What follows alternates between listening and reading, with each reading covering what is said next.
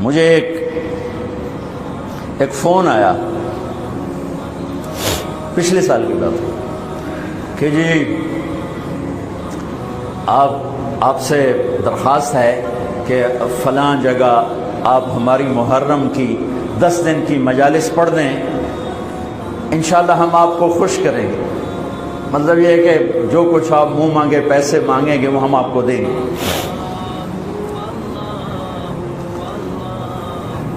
میں نے کہا میں نے نیت کی ہوئی ہے اللہ اس کے رسول کے گھر کا مراسی بننے کی۔ جس گھر کا مراسی ہوتا ہے نا دوسرے گھر سے مانگتا نہیں ہے۔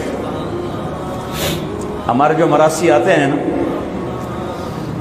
تو میں کبھی انکار کر دوں نا تو ہمارے قریب 3-4 قومیں حراج، سنپال اور ہم پرانی قومیں، تو وہ کہ اچھا ہون موڑا سی حراجاں دے بوئے تے جا منگیے موڑے کیڈے شرم والی گل ہے توڑے واسطے، مجھے توڑے واسطے کیڈے شرم والی گل ہے بے اسی حراجاں تو جا منگیے، اسی سنپالاں تو جا منگیے، اسی توڑے پیو دادے دے میراثی آئیں، اسی توڑے کو لینا ہے۔ تو وہ ایسی بات ہوتی ہے کہ انکار کی گنجائش نہیں چھوڑتے۔ کہا سے تیرے دادے پردادے تو لیندے ہم نے توڑے زیرے تو لینے ہیں، اسی کیوں جا بھی دوے دارتے تھے دوے بوئے تھے۔ میں نے کہا میرے بھائی میرے لیے تو سارا سال ہی محرم ہوتا ہے، میرا کوئی بیان اس گھر کی تعریف سے خالی نہیں ہوتا ہے، کبھی کوئی نکل جائے بات ادھر ادھر تو الگ بات ہے کہ میں نے نیت کی ہے کہ میں اس گھر کا مراسی بن کے مرنا چاہتا ہوں۔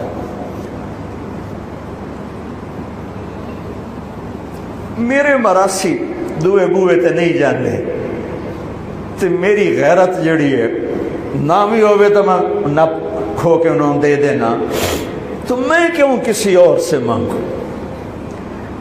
مجھے اگر لینا ہے تو اسی در سے لینا ہے، یہاں کچھ نہیں لینا۔ بنو امیہ کا بادشاہ ہشام بن عبد الملک طواف کر رہا تھا حج میں، حجر اسود پہ آیا، جگہ نہیں ملی، دھکے کھا کے واپس ہو۔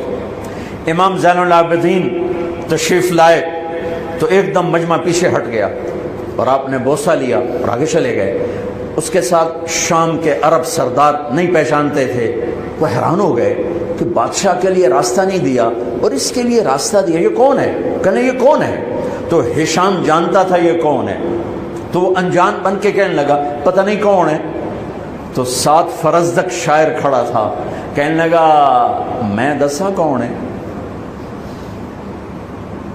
انہوں نے کہا دس۔ فرزدق بہت بڑا شاعر تھا، تو اس نے 35 اشعار کا فی البدی قصیدہ پڑھا جس کی ابتدا ہے هذا الذي تعرف البطحاء وطعته الحل يعرفه والحرم ما قال قط لا الا في تشهده لولا التشهد لكان لاؤه نعم۔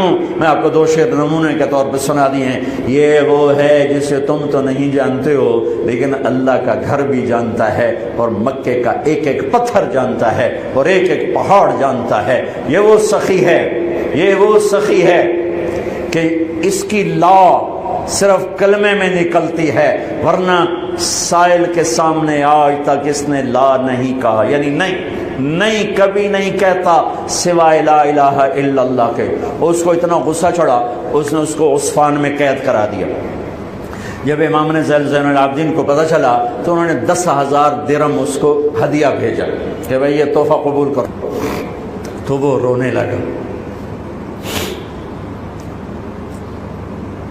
وہ جو لایا تھا اس کو کہنے لگا امام صاحب سے کہنا میں نے ساری زندگی بادشاہوں کی تعریف کی ہے پیسے کے لیے، لیکن میں نے آپ کی تعریف کی ہے اللہ کو اور آپ کے نانا کو راضی کرنے کے لیے، مجھے آپ سے کچھ نہیں چاہیے۔ اس کا صلہ اتھے جا کے لڑنا، اتھے نہیں لڑنا، واپس کر دی۔ وہ بھی اہل البیت تھے تو انہوں نے فرمایا اس سے جا کر کہو تمہیں تیری نیت کا صلہ مل گیا، لیکن اہل البیت کے گھر سے جب کوئی چیز نکل جاتی ہے واپس نہیں آتی، تو میری منت ہے تو قبول کر لے۔ پھر ان کی دوبارہ بھیجنے پر اس سے قبول کیا۔